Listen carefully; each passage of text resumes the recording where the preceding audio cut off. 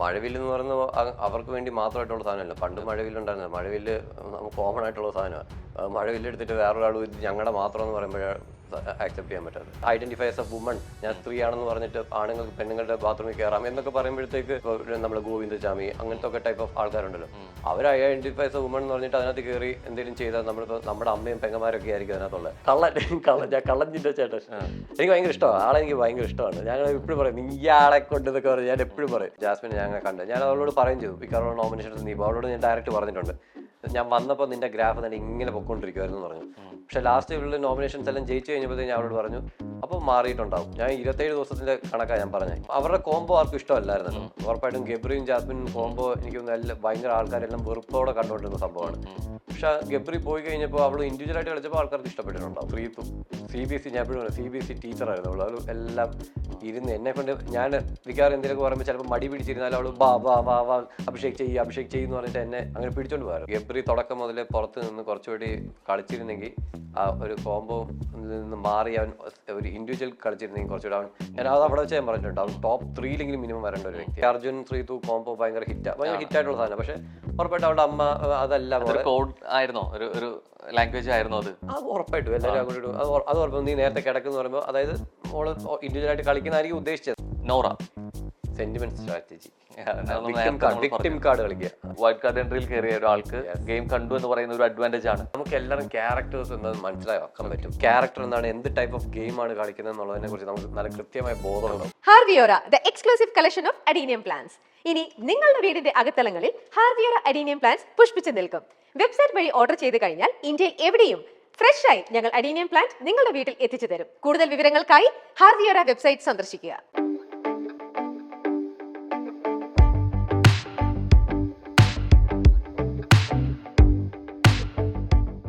So അടുത്തൊരു സെഗ്മെന്റിലോട്ട് പോവാണ്. Okay, ആരാണ് അയാൾ? ചില ലൈൻസ് പറയും, അപ്പോൾ അതാരാണ് ആൾ എന്നുള്ള രീതിയിലേക്ക് സൂചിപ്പിക്കാം. Okay. So eligible for cup but just missed it. ആരായിരിക്കും? ഇത് കേട്ടില്ല. Eligible for cup but just missed it. Eligible for cup just missed it. ഞാൻ രണ്ടാമതൊന്നും ആലോചിക്കേണ്ട കാര്യമില്ല അല്ലേ? അതെ, ആലോചിക്കുന്നില്ല. അതാ കേട്ടത് മൈൻഡിൽ വന്നു. അങ്ങനെ തന്നെയായിരുന്നു ആ ഒരു മൈൻഡിൽ വന്നായിരുന്നു. മൈൻഡിൽ വന്നത് ഞാൻ പറഞ്ഞു. അതിപ്പം നിങ്ങൾക്ക് എന്തുകൊണ്ടും ചിന്തിക്കാം. ഞാൻ ആരായാലും ആഗ്രഹിക്കുമല്ലോ. ആഗ്രഹിച്ചു. Eligible for final 5 but just missed. ആരായിരിക്കും? സിജോ മിസ്സായി പോയി. ആണ്.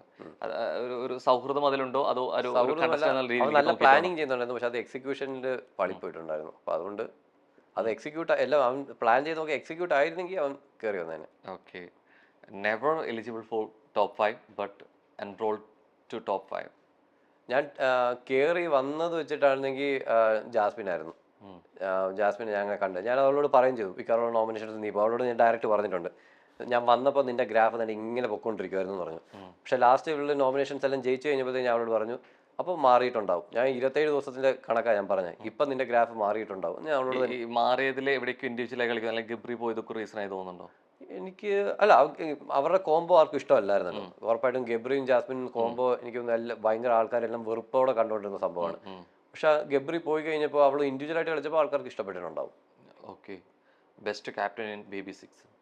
Best captain Sreethu.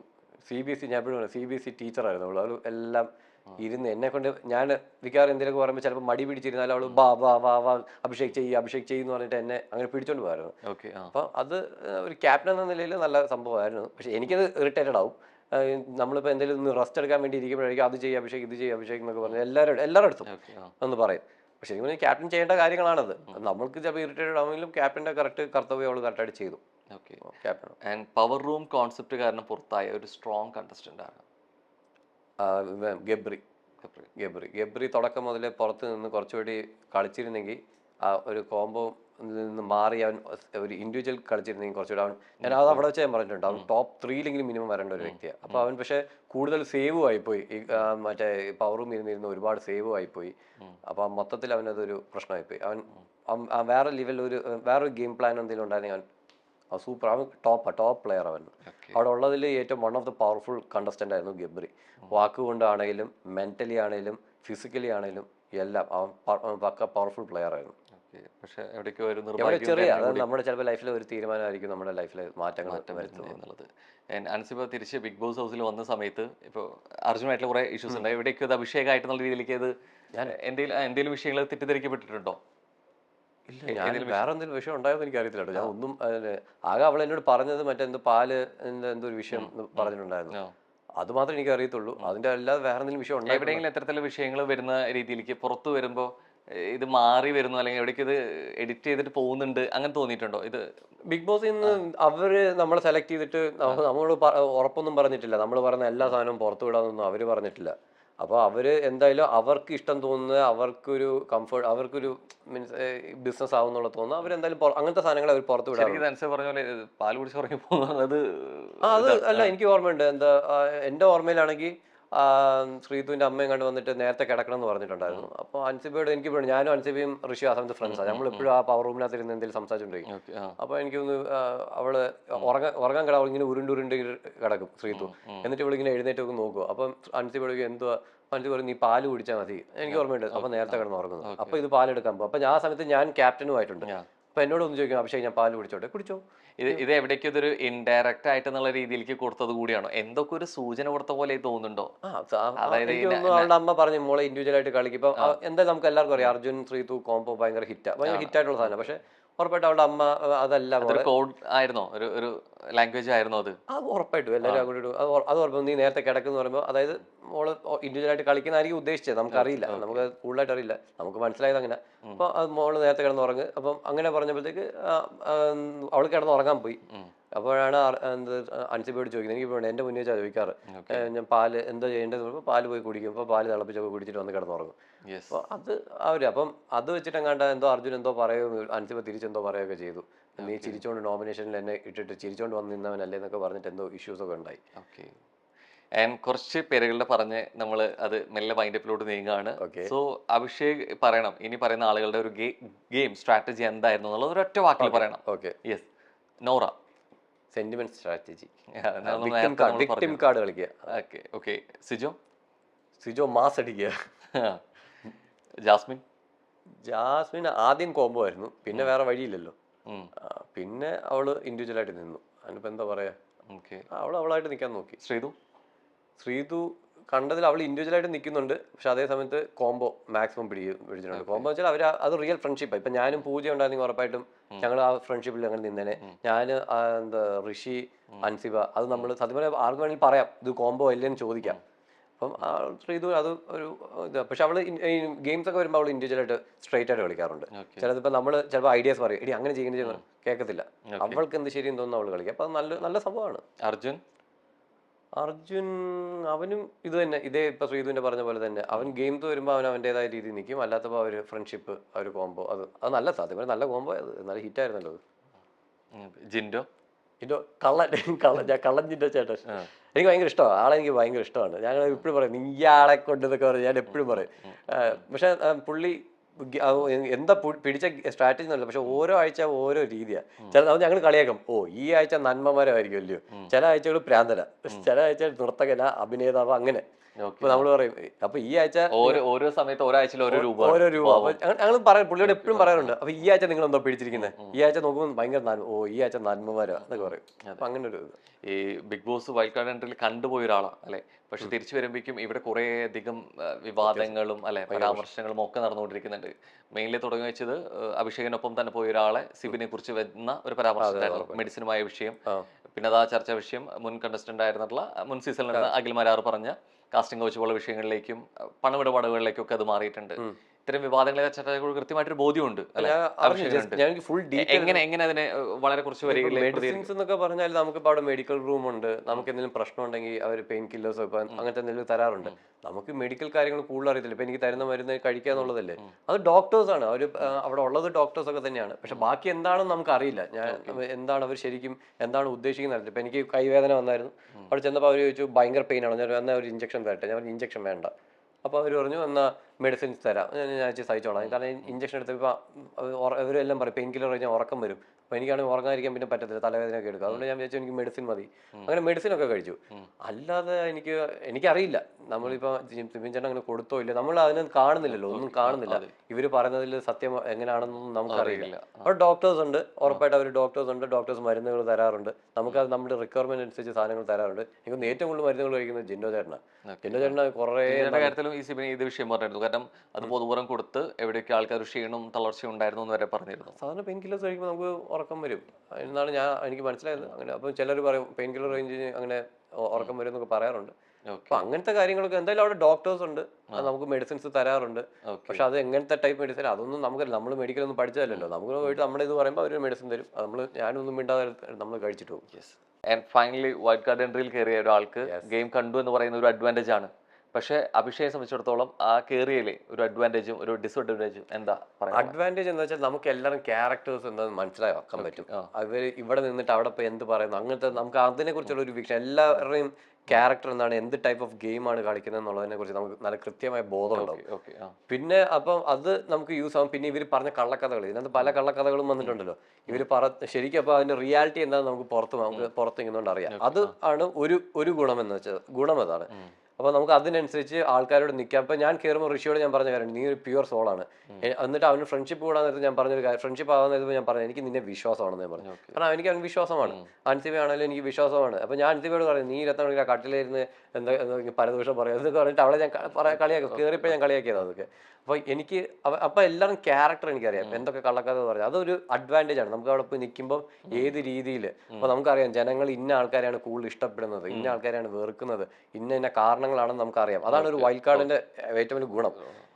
ദോഷം എന്ന് വെച്ചാൽ ഈ തുടക്കം തന്നെ ഈ ആൾക്കാർക്കെല്ലാം ഓരോ ഫേവറേറ്റ് ആൾക്കാരുണ്ടാവും. പിന്നെ 10-27 ദിവസം എടുത്തു എനിക്ക് കയറാൻ. ആ 27 ദിവസം കൊണ്ട് അവർ ജനങ്ങളുടെ മനസ്സിൽ ഭയങ്കരമായിട്ടൊരു സ്ഥാനം പിടിക്കും. അത് ബ്രേക്ക് ചെയ്യാന്ന് പറഞ്ഞാൽ പറ്റുന്ന കാര്യമില്ല. അപ്പൊ അതായത് നമ്മൾ കയറിയിട്ട് ചിലപ്പോൾ ജനങ്ങളിൽ ഏറ്റവും ഇഷ്ടപ്പെട്ട ആളെയായിരിക്കും നമ്മൾ ചിലപ്പോൾ ടാർഗറ്റ് ചെയ്യുന്നത്. ടാർഗറ്റ് ചെയ്യുമ്പോഴത്തേക്ക് ജനങ്ങൾ അയാൾക്കെതിരെ നിൽക്കുന്ന ആളെ തെറ്റായിട്ട് പറയാൻ തുടങ്ങും, എതിർക്കാൻ തുടങ്ങും. അപ്പൊ അത് ഭയങ്കര പ്രശ്നം. അപ്പൊ എങ്ങനെ അയാളെ വെറുപ്പിക്കാതെ ജനങ്ങളുടെ മനസ്സിൽ എങ്ങനെ കയറി പറ്റാം, അത് ഭയങ്കര വലിയ ടാസ്ക്കാണ്. നോട്ട് ഈസി സാധനമേ അല്ലത്. നമ്മളെപ്പോഴും ഈ ഹോട്ട് സീറ്റിൽ വന്നിരിക്കുമ്പോൾ അവസാനത്തെ ഒരു ചോദ്യം വന്ന് അവസാനിപ്പിക്കാറുള്ളത് ഒരു ടോപ്പ് 3 പ്രിഡിക്ട് ചെയ്യാൻ പറഞ്ഞിട്ടാണ്. പക്ഷെ ഇനി അത് പറ്റില്ല, കഴിഞ്ഞു അല്ലെ? അതിന്റെ ടോപ്പ് 3 നമ്മൾ കണ്ടു കഴിഞ്ഞു. പക്ഷെ മാറി ഒരു ചോദ്യത്തിലേക്ക് മാറ്റുവാണ്. ഇനി ഒരു BB 7 പോകുമ്പോൾ അഭിഷേകിനെ അങ്ങനെ അവിടെ പ്രിഡിക്ട് ചെയ്യാൻ പറ്റുന്ന ഒരു 2 കണ്ടസ്റ്റൻസ് ആരായിരിക്കും ഇനി പുതിയ അങ്ങോട്ട് പോകുമ്പോഴോ? എനിക്ക് ഇപ്പൊ എന്റെ ഫ്രണ്ട്സിൻ്റെ ഒരു ഇൻഫ്ലുവൻസർ ഉണ്ട്, ഒരു മല്ലു മെന്നിസ്റ്റ് എന്ന് പറഞ്ഞിട്ടുണ്ട്. അവനൊരു അലനസ് നായർ എന്നൊക്കെ പറഞ്ഞിട്ട് അവരൊക്കെ ഭയങ്കര ആൾക്കാർ, അവന്മാരൊക്കെ ഭയങ്കര പരിപാടിയാണ്, ഇൻഫ്ലുവൻസേഴ്സാണ്. അപ്പൊ അവര് ആരെങ്കിലും പോയി കഴിഞ്ഞാൽ നല്ല രീതിയിൽ ഇപ്പൊ എനിക്ക് എന്തൊക്കെ കുഴപ്പങ്ങൾ പറ്റി, അത് കാരണം എന്നെ പോലെ ഒരാൾ ആദ്യമായിട്ടാണ് വരുന്നത്. അപ്പൊ എനിക്ക് എന്തൊക്കെ റെസ്ട്രിക്ഷൻസ് ഉണ്ടായിരുന്നു, അതൊക്കെ മനസ്സിലാക്കി അവർക്ക് പക്കയായിട്ട് ഗെയിം കളിക്കാൻ പറ്റും. അത് നല്ല രീതിയിൽ അവർക്ക് മനസ്സിലാവും എന്തൊക്കെ പറയാം, എന്തൊക്കെ പറയാൻ പാടില്ല, ഏത് രീതിയിൽ കളിക്കണം എന്നുള്ള രീതിയിൽ. അത് എന്റെ മൈൻഡ് സെറ്റ് ഉള്ള ആൾക്കാർ. അപ്പൊ അവര് കയറുവാണെങ്കിൽ അത് അവർക്കൊരു ഗുണം, അവര് എന്തായാലും വരാൻ സാധ്യതയുണ്ട്. ഒരു മൂവി ട്രാക്കിലൊക്കെ വരികയാണെങ്കിൽ ഒരാളെ മൂവി ട്രാക്കിൽ ഇപ്പൊ ഗേൾസ് കുറെ പേരുണ്ടല്ലോ, ആമ്പിള്ളേരില് ആരാ മൂവിയിലുള്ളവരാരും നല്ല രീതിയിൽ നിൽക്കുന്ന ആരും കയറി ഇങ്ങോട്ട് വരൂല. എന്താ അങ്ങനെ ഒരു തോന്നൽ വരാൻ കാരണം? ശരിക്കും കുറെ അധികം സീസൺ തുടങ്ങിയ സമയത്ത് ഫസ്റ്റ് സീസണിൽ നമ്മൾ കുറെ കണ്ടല്ലേ, ആദ്യ സീസൺ 2ാം സീസണിലൊക്കെ. ഈ സീസണിലുണ്ട് അങ്ങനെ വലുതായിട്ടുള്ള അൻസിബ ഉണ്ടായിരുന്നു. അൻസിബയാണ് ഇതിനകത്ത് ഏറ്റവും വലിയ ആക്ട്രസ് ഉണ്ടായിരുന്നത്. അവൾക്ക് സത്യം പറഞ്ഞാൽ പുറത്ത് നിന്നെങ്കിൽ ഇതിലും അടിപൊളി സിനിമകളൊക്കെ ചെയ്ത് അവൾക്ക് അങ്ങനെ പോകാവുന്നതേ ഉള്ളായിരുന്നു. പക്ഷെ അവൾ ഇതിനകത്തോട്ട് വന്നു. കാരണം അവൾ പറഞ്ഞത് അവൾ 2 വർഷമായിട്ടേ വിളിക്കുന്നുണ്ട്, 2-3 വർഷമായിട്ടേ വിളിക്കുന്നുണ്ട്. അങ്ങനെ കഴിഞ്ഞ വർഷമേ പറഞ്ഞു വെച്ചിട്ട് വാക്ക് പറഞ്ഞുകൊണ്ടാ കയറി വന്നതെന്ന് അൻസിബ പറഞ്ഞിട്ടുണ്ട്. അപ്പൊ ശരിക്കും പറഞ്ഞാൽ അവൾക്ക് അതിന്റെ ആവശ്യമില്ല. അൻസിബ എന്ന് പറഞ്ഞാൽ അയാളെ ബിഗ് ബോസിൽ വന്നിട്ട് കിടന്ന് കഷ്ടപ്പെടേണ്ട കാര്യമൊന്നുമില്ല. വെളിയിൽ നിന്നാൽ തന്നെ എല്ലാവർക്കും അറിയാം, അൻസിബ അങ്ങനെ അറിയപ്പെടും. അപ്പൊ അതിന്റെ ആവശ്യം ഈ സിനിമാക്കാർക്ക് നല്ല രീതിയിൽ നിൽക്കുന്ന സിനിമാക്കാർക്ക് ആവശ്യമില്ല. ഓക്കെ, ഒരാളുടെ ഒരു പേരിൽ വിശേഷിപ്പിക്കുന്ന സമയത്ത് അവനവന്റെ ഐഡന്റിറ്റി അവന്റെ പേര് തന്നെയാണ് തുടക്കത്തിൽ അല്ലെ, മറ്റുള്ളവർക്ക് പരിചയപ്പെടുത്തുമ്പോൾ. അതുകൊണ്ട് തന്നെയാണ് 2 പേരുകൾ ഇപ്പൊ മുമ്പാണെന്നുണ്ടെങ്കിലും ഒരേ സീസണിൽ തന്നെയായിരുന്നു 2 ഫിറോസ്മാർ വന്നത്. ഒന്ന് കിഡ്ലും ഫിറോസും, ഒന്ന് പുളി ഫിറോസ് എന്നുള്ളതായിട്ട് മാറിയിട്ടുണ്ട്. ഐഡന്റിഫൈ ചെയ്യാനും കൂടെ ഇവിടെ പ്രതിനിധീകരിക്കുന്ന 2 സെക്ഷൻ ആണെങ്കിൽ പോലും പേരുകൾ സാമ്യമുണ്ട്. അതിനൊപ്പം അതിനപ്പുറത്തേക്ക് അതിനകത്തെ ബിഗ് ബോസ് കണ്ടസ്റ്റൻസിനെ ഒരു ഫാമിലി പോലെ പോകുമ്പോൾ ഇവരെ അങ്ങോട്ടും ഇങ്ങോട്ടും വിളിക്കുന്നതിന് ഒരു ഐഡന്റിറ്റി ആവശ്യമുണ്ട് അല്ലെ. ഈ പേരിനൊപ്പം ഈ അഭിഷേക് കെ എന്നുള്ളതും അഭിഷേക് എസ് എന്നുള്ളതും മാറുമ്പോൾ, പക്ഷെ അവിടെ പരാമർശിക്കുന്ന കാര്യത്തില് ആ അഭിഷേക് കെ അല്ലേ അതിൽ തന്നെ ഉണ്ടല്ലോ എന്ന് പറയുന്നുണ്ട്. അത് ഞാൻ അവിടെ വെച്ച് ഞാൻ പറഞ്ഞു, ഞാൻ പറഞ്ഞത് തെറ്റ് തന്നെയാണെന്ന് എനിക്കറിയാം. പക്ഷെ ഞാൻ പെർഫെക്റ്റ് ഒന്നുമല്ല, പറയാനുള്ളത് ഞാൻ പറഞ്ഞു. അതിന് ഞാൻ എന്നോട് ചോദിച്ചു, അഭിഷേക് എവിടെയുള്ള എല്ലാവരും എന്നോട് ചോദിച്ചു, അഭിഷേക് നീ പറഞ്ഞത് തെറ്റല്ലേ? തെറ്റാണ്. ആണ്. എന്തുകൊണ്ടാണ് അത് തെറ്റാണെന്ന് അറിഞ്ഞിട്ട് തന്നെ ബോധപൂർവ്വം പറഞ്ഞാണോ? ബോധപൂർവ്വം പറഞ്ഞു, എനിക്കറിയില്ല. പിന്നെ അത് ഞാൻ അവിടെ വെച്ചേ പറഞ്ഞ കാര്യം. ഇപ്പൊ നിങ്ങൾ ചോദിക്കുന്ന കാര്യമില്ല, അവിടെ വെച്ചേ ഞാൻ പറഞ്ഞിട്ടുണ്ട്. എനിക്കൊന്ന് ആരാണ്ട് കുറെ പേരോട് ചോദിച്ചു, നീ പറഞ്ഞ തെറ്റല്ലേ? തെറ്റാണ്. അത് ഞാൻ സോറി പറയാം, സോറിടാ ഞാൻ പറഞ്ഞു, സോറി. ഈ അത്തരം വിഷയങ്ങളിൽ ഈ പൊതുബോധത്തിനെ കുറിച്ച് കുറെ സംസാരിക്കുന്നപ്പോഴും ആക്ടിവിസ്റ്റ് അല്ല എന്ന് പറയുമ്പോഴും ഇത്തരം കാര്യങ്ങളിലേക്ക് കുറെ മെസ്സേജ് സ്പ്രെഡ് ചെയ്യണമെന്ന് ആഗ്രഹമുള്ള ഒരു വ്യക്തി കൂടിയാണ് അല്ലേ? ശരിക്കും ഈ ബോധപൂർവ്വം ഇങ്ങനെ ചെയ്യുമ്പോൾ എവിടേക്ക് ഒരു ഹേറ്റ് സ്പ്രെഡ് ആയി പോകുന്നുണ്ടോ? ഉണ്ടാവും. ഞാൻ എല്ലാവരും എന്നെ ഒരേപോലെ തന്നെ ഫുള്ളായിട്ട് സ്നേഹിക്കണം എന്ന് ഞാൻ ആഗ്രഹിക്കുന്നില്ല, അതങ്ങനെ നടക്കത്തുമില്ല. എന്തെങ്കിലുമൊക്കെ എവിടെയെങ്കിലും ആൾക്കാർ കണ്ടുപിടിച്ച് നമ്മളെ കുറെ പേര് എതിർക്കാനുണ്ടാവും. അതുകൊണ്ട് എനിക്കതിൽ പ്രശ്നമൊന്നുമില്ല. ഹേറ്റ് ഉണ്ടാവും. ഹേറ്റ് ഇല്ലാത്ത മനുഷ്യൻ ഞാൻ എവിടെ വായിച്ചിട്ടുണ്ട്, ഒരാളിനെ എല്ലാവരും സ്നേഹിക്കുന്നുണ്ടെങ്കിൽ ആൾ ഒരിക്കലും ശരിയല്ല എന്ന് ഞാൻ എവിടോ വായിച്ചിട്ടുണ്ട്. ആൾ കറക്റ്റ് അല്ല, പോകുന്ന റൂട്ട് കറക്റ്റ് അല്ല എന്നാണ് എൻ്റെ അർത്ഥം. കുറച്ചെങ്കിലും ഹേറ്റ് ഉണ്ടെങ്കിൽ കാര്യമുള്ളൂ. അപ്പം എൻ്റെ ക്യാരക്ടറിലുള്ള പ്രശ്നങ്ങൾ അതൊക്കെയാണ്. അത് ഞാൻ കാണിച്ചിട്ടുമുണ്ട്, അത് ഞാൻ അക്സെപ്റ്റ് ചെയ്യുന്നുണ്ട്. എൻ്റെ ക്യാരക്ടറിൽ ഞാൻ ഒരിക്കലും പെർഫെക്റ്റ് ഹ്യൂമൻ ബീങ് ആണെന്ന് ഞാൻ പറയുന്നില്ല. ഈ അഭിഷേക് പരാമർശത്തിൽ ഈ തെറ്റ് എന്താണെന്ന് ഉൾക്കൊള്ളുന്നു, അത് സംഭവിച്ചിട്ടുണ്ട്, അത് തിരുത്താൻ തയ്യാറാവുന്നുണ്ട്. ഏതെങ്കിലും തരത്തിൽ അഭിഷേക് LGBTQ അഗെയിൻസ്റ്റ് ആയിട്ട് സംസാരിക്കുന്ന കാര്യത്തിൽ ഉള്ള സ്റ്റേറ്റ്മെന്റ്സിൽ എവിടെയെങ്കിലും ഈ തെറ്റ് തിരുത്താൻ തയ്യാറാവുന്നുണ്ടോ, അല്ലെങ്കിൽ എവിടെയെങ്കിലും ഒക്കെ എന്റെ പരാമർശങ്ങൾ തെറ്റുപറ്റി പോയില്ല? അപ്പൊ ലാലേട്ടൻ, എനിക്കൊന്ന് ബിഗ് ബോസിലാണെങ്കിലും അവിടെ ലാലേട്ടനാണെങ്കിലും പറഞ്ഞിട്ടുണ്ട്, കമ്മ്യൂണിറ്റി എന്ന് പറഞ്ഞ അഭിഷേക് തെറ്റാണ്. കമ്മ്യൂണിറ്റി എന്ന് പറയുമ്പോൾ ഹോൾ കമ്മ്യൂണിറ്റി, അപ്പോൾ അതിനകത്ത് ജാനു അങ്ങനെയുള്ളവരെല്ലാം പെടും. ഞാൻ അപ്പം തന്നെ നിങ്ങൾ പബ്ലിക്കായിട്ട് ഞാൻ പറയാം, സോറി, ഞാൻ ഗ്രൂപ്പ് ഓഫ് പീപ്പിളിനെയാണ് ഉദ്ദേശിച്ചത്. തെറ്റുകൾ പറ്റാം, ഞാനപ്പോൾ എൻ്റെ തെറ്റ് പറ്റി. ഞാൻ അപ്പം തന്നെ ലാലേട്ടൻ മുന്നിൽ വെച്ച് തന്നെയാണ്, ലാലേട്ടൻ ചോദിക്കുന്നതിന് മുമ്പേ ഞാൻ അങ്ങോട്ട് കയറി പറഞ്ഞു, സോറി, ഞാൻ ഫുൾ കമ്മ്യൂണിറ്റിയാണ് പറഞ്ഞത്, തെറ്റാണ്. പക്ഷെ ആ ഗ്രൂപ്പ് ഓഫ് പീപ്പിൾ ഉണ്ട് ഭയങ്കരമായിട്ട്, അവരെയാണ് ഞാൻ ഉദ്ദേശിച്ചത്. ഞാൻ തെറ്റുണ്ടെങ്കിൽ ഞാൻ അക്സെപ്റ്റ് ചെയ്യാൻ റെഡിയാണ് എപ്പോഴും. ഈ അഭിഷേക് എന്നൊരു വാക്ക് ഒരുപക്ഷെ ബിഗ് ബോസ് സീസൺ 6 വരുമ്പോൾ ഈ അഭിഷേകിനൊപ്പം ചേർത്ത് വെക്കുന്ന ഒരു വാക്കാണ് അമ്മ എന്ന വാക്ക്. എത്രത്തോളം ബഹുമാനം കൊടുക്കുന്ന, ഒരു റെസ്പെക്ട് കൊടുക്കുന്ന ആ സ്വീകാര്യം തീർച്ചയായിട്ടും ഉണ്ടായിട്ടുണ്ട്. പലപ്പോഴും LGBTQ കമ്മ്യൂണിറ്റിയെ കുറിച്ച് പറയുമ്പോഴും ഇവരുടെ എന്താണ് ഐഡന്റിറ്റി എന്നുള്ളത് തുറന്നു പറയാൻ പറ്റാതെ, അല്ലെങ്കിൽ എന്താണ് അവരുടെ ഐഡന്റിറ്റി ആണെങ്കിലും അല്ലെങ്കിൽ മറ്റെന്ത് ആവശ്യങ്ങളാണെന്നുണ്ടെങ്കിലും പലപ്പോഴും സ്വീകാര്യത കിട്ടാതെ ഒരു സൊസൈറ്റിയിൽ തുറന്നു പറയാൻ പറ്റാത്തൊരവസ്ഥയിലൂടെ അവർ കടന്നുപോയവരാണ്. ബിഗ് ബോസ് ഷോ ഒക്കെ കുറെ അതിനെ സഹായിച്ചിട്ടുണ്ടെങ്കിൽ പോലും അവരുടേതായിട്ടുള്ള വീട്ടിൽ പോലും പറയാൻ പറ്റില്ല. ഇപ്പൊ അഭിഷേക് പോലും ബിഗ് ബോസിന്റെ ഷോയിലൂടെയാണ് വീട്ടിൽ പോലും അറിയുന്നതെന്ന് പറഞ്ഞു. അതിനുശേഷമാണ് സ്വീകാര്യത കിട്ടുന്നതെന്ന് പറയുന്നത്. ഇത്രത്തോളം അമ്മ വാക്കിനെയും അല്ലെങ്കിൽ ഇത്രത്തോളം സ്നേഹിക്കുന്ന ഒരു വ്യക്തി, ഇവരിലേക്ക് കിട്ടുന്നതും ഈ അമ്മമാരിൽ നിന്നാണെങ്കിലും അച്ഛന്മാരിൽ നിന്നാണെങ്കിലും ഈ ഒരു അകൽച്ച അല്ലെങ്കിൽ സ്വീകാര്യത കിട്ടാതെ പോകുന്ന ഇവരുടെ ഒരു പെയിനെ കുറിച്ചിട്ട് അഭിഷേക് ചിന്തിക്കാറില്ലേ? ഞാൻ ചിന്തിക്കാറുണ്ട്. നമുക്ക് പുറത്തുനിന്നൊക്കെ പറഞ്ഞ് ഇതിന് കുറെ പ്രോസസ്സ് എന്താണ്ടൊക്കെ കുറെ ഉണ്ട്. ആദ്യം പാരന്റ്സ് കൗൺസിലിങ്, കുട്ടികൾ കൗൺസിലിംഗ്, അങ്ങനെ കുറെ ഉണ്ട്. ഇവിടെ എനിക്കൊന്നും അങ്ങനെ കൗൺസിലിംഗ് ഉണ്ടോ എനിക്കറിയില്ല. കൂടുതലായിട്ടൊന്നും നടക്കുന്നതായിട്ട് എനിക്കറിയില്ല. ജസ്റ്റ് കുറച്ച് പേരെന്തോ പറയുന്നു തോന്നുന്നു. അപ്പം ഞാൻ അതിനെക്കുറിച്ച് ഇപ്പം തിങ്ക് ചെയ്യുന്നില്ല. ഇപ്പം ഫീലിങ്സിൻ്റെ കാര്യമൊക്കെ പറഞ്ഞാൽ ശരി, എല്ലാവർക്കും ഫീലിങ്സ് ഉണ്ട്, എനിക്ക് മനസ്സിലാക്കാം, ഫീലിങ്സ് ഉണ്ട്. അതുകൊണ്ടാണ് ജാനിൻ്റെ അടുത്തൊക്കെ ഞാനത് സംസാരിക്കുമ്പോൾ ജാനിനോടൊക്കെ ഞാൻ കാര്യമായിട്ട് തന്നെ ഈ കാര്യം സംസാരിച്ചിട്ടുണ്ട്. അപ്പം അവരുടെ ഫീലിങ്സ് ഞാൻ റെസ്പെക്ട് ചെയ്യുന്നുണ്ട്, അതിന് കുഴപ്പമൊന്നുമില്ല. സോ അങ്ങനെ അവരുടെ അത്രയും പെയിൻ മനസ്സിലാക്കുന്ന ഒരാളിലേക്ക്, പ്രത്യേകിച്ച് അതിനടുത്ത് വരുമ്പോൾ ജാൻമണിയാണെന്നുണ്ടെങ്കിലും അടുത്ത ഇവരൊക്കെ ഒപ്പം ഉണ്ടായിരുന്ന ഒരു ഫാമിലി പോലെ പോയൊരു വ്യക്തിയാണ്. സോ ഇവരുടെ ഫീലിങ്സ് മനസ്സിലാക്കുന്ന ഒരാൾ കൂടിയാണ്, പ്രത്യേകിച്ച് ഇത്തരം കാര്യങ്ങൾ ഷെയർ ചെയ്യുന്ന ഒരാൾ കൂടിയാണ്. പുറത്തോട്ട് വരുമ്പോൾ ഇനി അഭിഷേകിന്റെ വാക്കുകൾക്ക് കുറെ കൂടി സ്വീകാര്യത കിട്ടും അല്ലെ, കമ്പാരിറ്റീവ്ലി മുൻപത്തേക്കാളും കുറെ പേര് ശ്രവിക്കുന്നുണ്ട്, കേൾക്കുന്നുണ്ട് അഭിഷേകിനെ. ഇത്തരത്തിൽ ഇനി LGBTQ കുറിച്ച് സംസാരിക്കുന്ന പ്രസ്താവനകളിൽ ഈ തിരുത്തുണ്ടാവോ, അല്ലെങ്കിൽ കൃത്യമായിട്ട് സപ്പോർട്ട് ചെയ്യണം, ഇവരെ കൂടെ നമ്മുടെ എന്താ പറയാ ലൈഫിന്റെ മനുഷ്യന്മാരുടെ ഭാഗമാണ്, നമ്മുടെ ജീവിതത്തിന്റെ ഭാഗമാണ്, ഇവർക്കും അവരുടേതായിട്ടുള്ള റൈറ്റ്സ് ഉണ്ട്, ലൈഫ് ഉണ്ട്, അവർക്കാണ് ഏറ്റവും കൂടുതൽ ഉള്ളത്. ഇവിടെ ട്രാൻസ്ജെൻഡർ ആക്ട് 2019, എനിക്ക് ഒന്നും ഓർമ്മയില്ല അത്.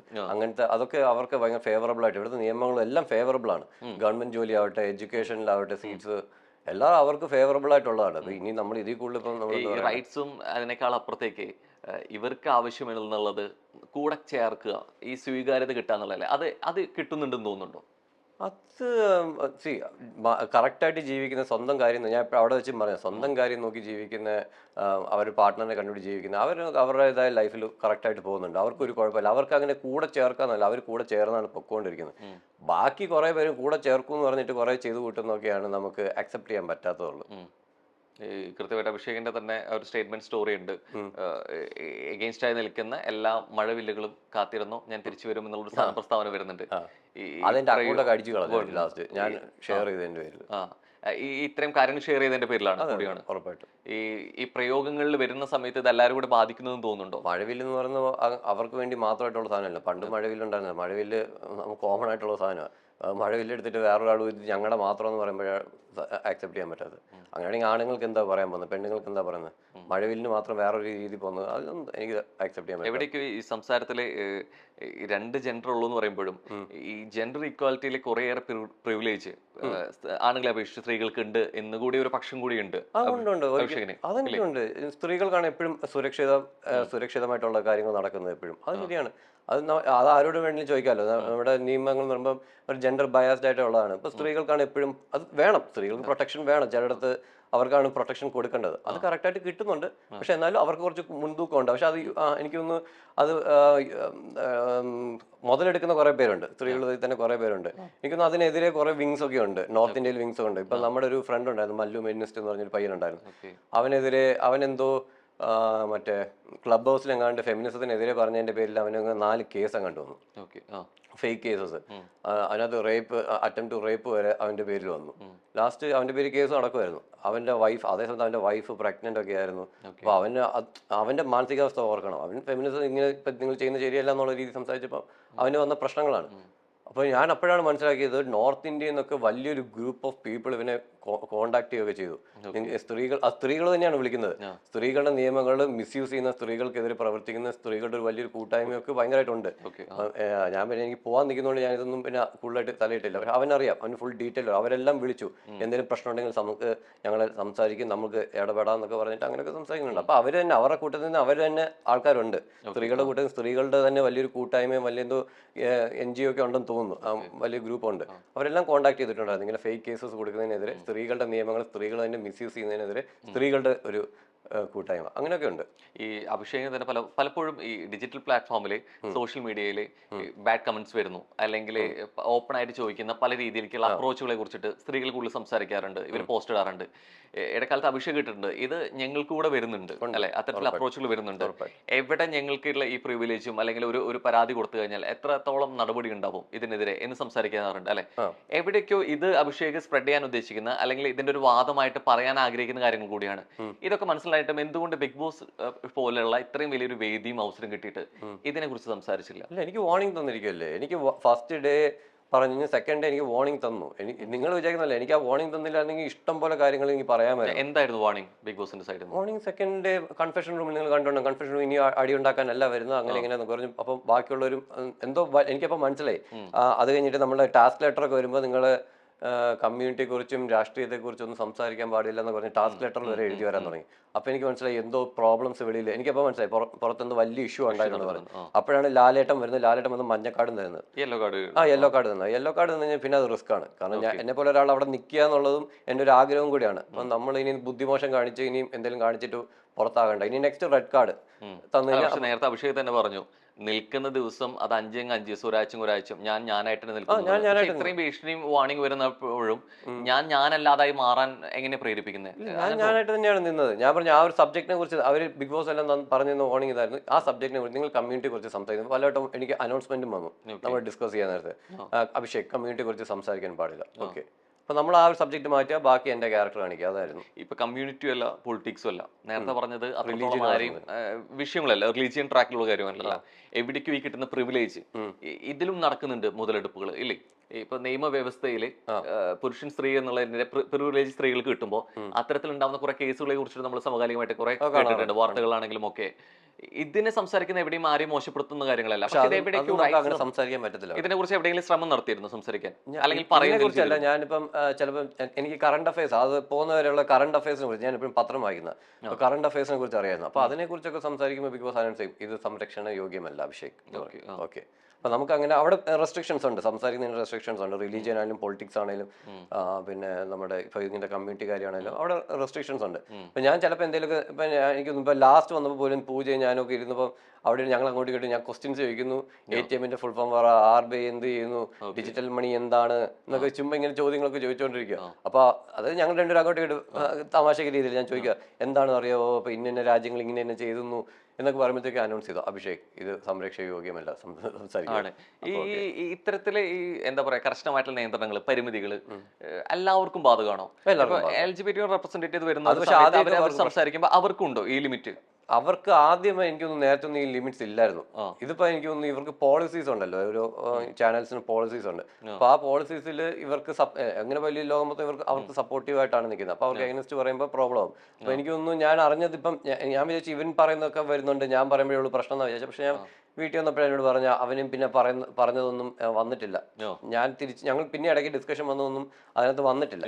അപ്പം അതിന്റെ അർത്ഥം അവന്റെ കട്ട് ചെയ്തു എന്നുള്ളതാണ് എനിക്ക് മനസ്സിലായത്. ഇത്രയും വലിയൊരു വേദി കിട്ടി പറയാൻ പറ്റുന്ന ഇതിനേക്കാൾ മനോഹരമായിട്ടുള്ള അല്ലെങ്കിൽ ഇതിനേക്കാൾ വലിയൊരു അവസരം വേറെ ഇല്ല. സത്യം പലപ്പോഴും പറയാനും പറ്റിയിട്ടില്ല. കുറ്റബോധം തോന്നുന്നുണ്ടോ?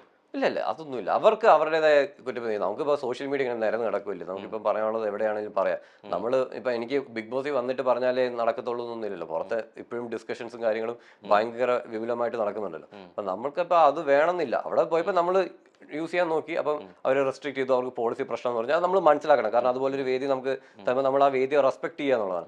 അപ്പം ഏഷ്യാനെറ്റിനും ബിഗ് ബോസ് അവർ തന്നപ്പോൾ നമ്മൾ റെസ്പെക്ട് ചെയ്യണം. അപ്പോൾ റെസ്പെക്ട് ചെയ്ത് ആ റെസ്പെക്ടിന്റെ ഭാഗമായിട്ട് തന്നെ ഞാൻ അഭിഷേക് ഇതിനെ കുറിച്ച് സംസാരിക്കാൻ പാടില്ല എന്ന് പറഞ്ഞു. ഓക്കെ, അത് നമ്മൾ കൊടുക്കുന്ന റെസ്പെക്ട് ആണ്, ഞാൻ റെസ്പെക്ട് ചെയ്യുന്നു, അത്രേ ഉള്ളൂ. അതേ രീതിയിലുള്ള തിരിച്ചറിവ് വന്നിട്ടുണ്ട്, അല്ലെങ്കിൽ മാറ്റങ്ങൾ സംഭവിച്ചിട്ടുണ്ട്. ഇപ്പൊ അഭിഷേകിനാണെങ്കിലും ജാനുവിനാണെങ്കിലും ഉള്ള സമീപനത്തിൽ മാറ്റം വന്നിട്ടുണ്ട് അല്ലെ? എവിടേക്ക് കുറെ കൂടെ അടുത്തറിയുമ്പോഴാണ് ചില കാര്യങ്ങൾ തിരിച്ചറിയാന്ന് പറഞ്ഞ പോലെ ഇനി പുറത്തു വരുമ്പോൾ ഇത്രയും LGBTQനെ പ്രതികരിക്കുന്നവർ അല്ലെങ്കിൽ അതിന്റെ ഭാഗമാവുന്നവരുള്ള സമീപനത്തിന് മാറ്റം ഉണ്ടാവും അഭിഷേകിന്? ഇല്ല, എന്റെ ആ സമീപനത്തിനൊന്നും മാറ്റമില്ല. ഞാൻ അന്ന് യൂസ് ചെയ്തൊരു വാക്കിലായിട്ട് പറഞ്ഞാൽ അത് തെറ്റാണ്, ഇങ്ങനെ ആ ഒരു അവരെ മനസ്സിലാക്കി തന്നു. ഫുൾ കമ്മ്യൂണിറ്റിയെ പറയണ്ട.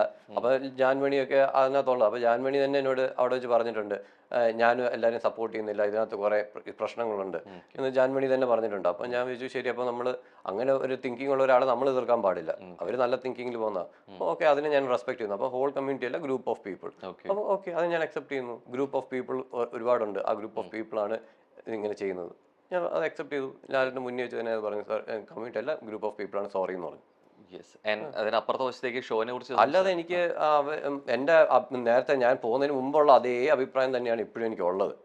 അതിൽ വ്യത്യാസമൊന്നുമില്ല. ഞാൻ പറയുന്ന അപ്പൊ വാക്കൊന്നും ക്ലാരിറ്റി കൊടുക്കേണ്ടിയിരിക്കുന്നു. ക്ലാരിറ്റി അപ്പൊ ഞാൻ വാക്കിൽ ഒന്ന് ജസ്റ്റ് ഒന്ന് മാറ്റാൻ വേണ്ടിയിരിക്കുന്നു. അത്രേ ഉള്ളൂ. ചിലതൊക്കെ ക്ലാരിറ്റി തന്നെയാണ് പ്രശ്നം അല്ലെ? ക്ലാരിറ്റി കുറവ് തന്നെയാണ് പ്രശ്നങ്ങളായി മാറുന്നത്.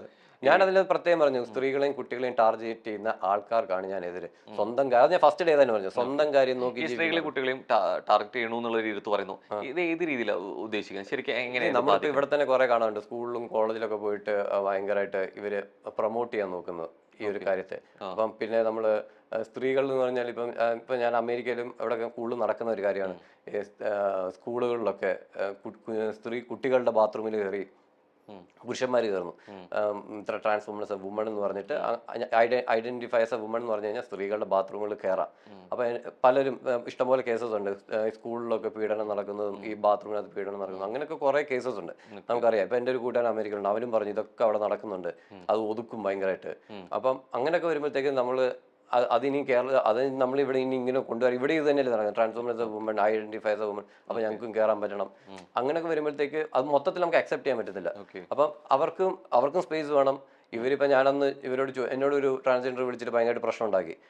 ഞാൻ ചോദിച്ച ചോദ്യം ഇത്രേ ഉള്ളൂ, സെയിം സെക്സ് മാരേജിന് സുപ്രീം കോടതി പോയി കേസ് നടത്തി നിങ്ങൾ, അപ്പം നിങ്ങൾക്ക് അതിനുള്ള പവർ ഉണ്ട്, നിങ്ങൾക്ക് അതിനുള്ള ഫണ്ട് ഉണ്ട്, എല്ലാ കാര്യങ്ങളും ഉണ്ട്, സമ്മതിക്കുന്നു. ഇപ്പൊ കേരളത്തിലാണെങ്കിലും എനിക്കൊന്ന് ഏതൊരു കോമ്പറ്റീഷന് മത്സരിക്കാൻ വേണ്ടി ഹൈക്കോടതിയിൽ എങ്ങാണ്ട് ആരുടെ കേസ് കൊടുത്ത് അത് വിജയിച്ചു. പക്ഷെ കിട്ടിയില്ല അവർക്ക്. പക്ഷെ ഇത്രയും പറ്റുന്ന ഇവർ എന്തുകൊണ്ട് പലയിടത്തും ഇവർക്ക് കോമൺ ടോയ്ലറ്റ്സ് വേണം, ഇവർക്ക് സ്പെഷ്യൽ ടോയ്ലറ്റ്സ് വേണം, ഒരു ബിൽഡിങ്ങിന് അപ്രൂവൽ കിട്ടുമ്പോൾ എന്തുകൊണ്ട് ഒരു കോമൺ ഇവർക്ക് ട്രാൻസ്ജെൻഡേഴ്സ് അങ്ങനത്തെ ആൾക്കാർക്ക് വേണ്ടി സ്പെഷ്യൽ ടോയ്ലറ്റ്സ് വേണം, അങ്ങനെയൊക്കെ എന്തുകൊണ്ട് സിമ്പിളായിട്ട് ചെയ്യാൻ പറ്റുന്നില്ല, എന്തുകൊണ്ട് ചെയ്യുന്നില്ല? കൃത്യമായിട്ട് വേണ്ടത് ഇപ്പോൾ ഒരു ട്രാൻസ്മെൻ അല്ലെങ്കിൽ ട്രാൻസ്വുമൺ എന്തിലോട്ടാണ് ഇത് മാറുന്നത്, ഇവർക്ക് ആ ഒരു ഗ്രൂപ്പിൽ ഇവർക്ക് സ്വീകാര്യത കിട്ടുന്നതാണ് ആവശ്യകത. അവിടെയും ഈ ഒരു സെപ്പറേഷൻ വരുന്നു എന്ന് പറഞ്ഞു കഴിഞ്ഞാൽ പിന്നെ ഇവര് ഈ ചെയ്യുന്ന കാര്യങ്ങൾക്ക് പിന്നെ എന്റെ അമ്മ പെങ്ങന്മാര് ഒക്കെ പോകുന്നിടത്ത് വേറൊരാൾ വന്നിട്ട് അതിപ്പം ഇപ്പം അമേരിക്കയിലൊക്കെ നടക്കുന്ന തൊട്ട് ഇങ്ങനെ കേസ് ചിലപ്പം നമ്മളിപ്പോ ഇവിടെ നിന്നിട്ട് വലിയ സപ്പോർട്ട് ചെയ്ത് ലാസ്റ്റ് നമ്മളിത് വലിയ സപ്പോർട്ട് ചെയ്ത് ശരി ആണുങ്ങള് പെണ്ണുങ്ങളുടെ ബാത്റൂമിൽ കയറാം, ഞാൻ ഐഡന്റിഫൈ ആസ് എ വുമൺ, ഞാൻ സ്ത്രീയാണെന്ന് പറഞ്ഞിട്ട് ആണുങ്ങൾക്ക് പെണ്ണുങ്ങളുടെ ബാത്റൂമിൽ കയറാം എന്നൊക്കെ പറയുമ്പോഴത്തേക്ക് ഈ ഇപ്പം നമ്മളെ ഗോവിന്ദചാമി അങ്ങനത്തെ ഒക്കെ ടൈപ്പ് ഓഫ് ആൾക്കാരുണ്ടല്ലോ, അവർ ഐഡന്റിഫൈ ആസ് എ വുമൺ എന്ന് പറഞ്ഞിട്ട് അതിനകത്ത് കയറി എന്തെങ്കിലും ചെയ്താൽ നമ്മളിപ്പോൾ നമ്മുടെ അമ്മയും പെങ്ങന്മാരൊക്കെ ആയിരിക്കും അതിനകത്തുള്ളത്.